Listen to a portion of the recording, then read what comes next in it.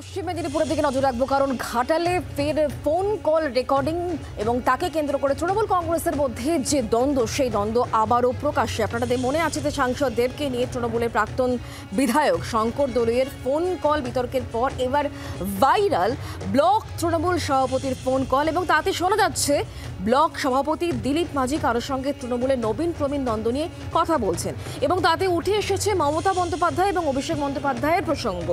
যদিও দিলীপ মাঝি তিনি দাবি করেছেন তার গলা এডিট করে কেউ এসব করেছে। রাজ্য নেতৃত্ব বিষয়টি খতিয়ে দেখছে, এমনটাই জানিয়েছে ব্লক তৃণমূল নেতৃত্ব। অভিষেক দেখবে এইসব নিয়ে তো শব্দের জন্যই তো আমরা দোটানায় পড়ে গেছি। এখন দুটি অফিস থেকেই কাজ হচ্ছে, অফিস থেকেও সুব্রত মুক্তি কাজ করছে। আবার আমরা এখন একটু নিচ্ছি, এসে পরিষ্কার বললো যে আমরা এখন একটু বসছি, আমরা একটু বসছি আছি, আমাদের কাজ কম, আমাদের এখন কাজ নেই, আমাদের এখন জেলা ফেলা দেখতে হচ্ছে না, আমরা অভিষেকের অফিস থেকে দেখা হচ্ছে না, সেখানে আমাদের কাজ কম। সত্যি ভালো লাগেনি যেভাবে দল পরিচালিত হচ্ছে, যা চলছে আর ভালো লাগছে না।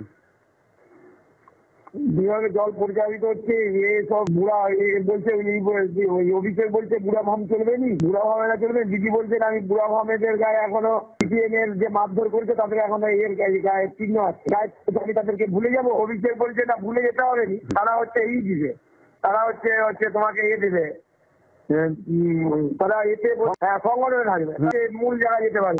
আমি তুলে নিয়ে আসবো, আমরা মার খাইনি, কিছু খাইনি, আমরা অল্প, আমরা অভিষেকের গ্রুপে নেবো। অভিষেক বলছে তার পিসিকে বলছে 19-এর পরে আমি প্রশান্ত কিশোরকে না নিলে তুই কি চেয়ারে বসতে পারিস, তুই কি খেতিস, অভিষেক তার পিসিকে বলছে। চেয়ারে বলেন তিনি এরপরে এই পরিষ্কার জিনিস জলের মতো পরিষ্কার সাধারণ মানুষের কাছে বলছে। কেউ বা কেউ কারা এডিটিং করে এটা করেছে আমার মনে হয়। এই মুহূর্তে যেহেতু লোকসভা এগিয়ে আসছে দ্রুত, তাই আমি একজন তৃণমূল কংগ্রেস সৈনিক হিসাবে এটা করার চেষ্টা করছে।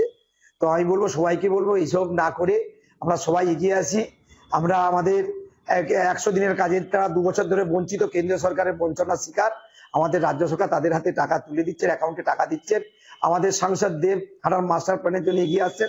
আমরা সবাই এগিয়ে আসি, আমাদের সরকারের পাশে, আমাদের সাংসদের পাশে দাঁড়াই।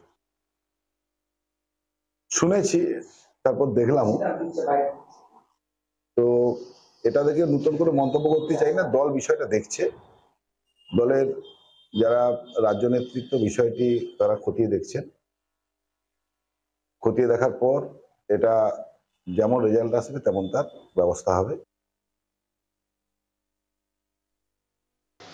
আজকে পিসি বলছে আমি বড়, ভাইপো বলছে আমি বড়, নবান্ন থেকে বলছে দল চালাবো, আর ভাইপো বলছে তার অফিস থেকে দল চালাবো। তো সেই জায়গায় আজকের দিনে সাধারণ মানুষ উন্নয়ন থেকে বঞ্চিত, উন্নয়নের নাম করে তোলাবাজি আর কাটমানি হচ্ছে।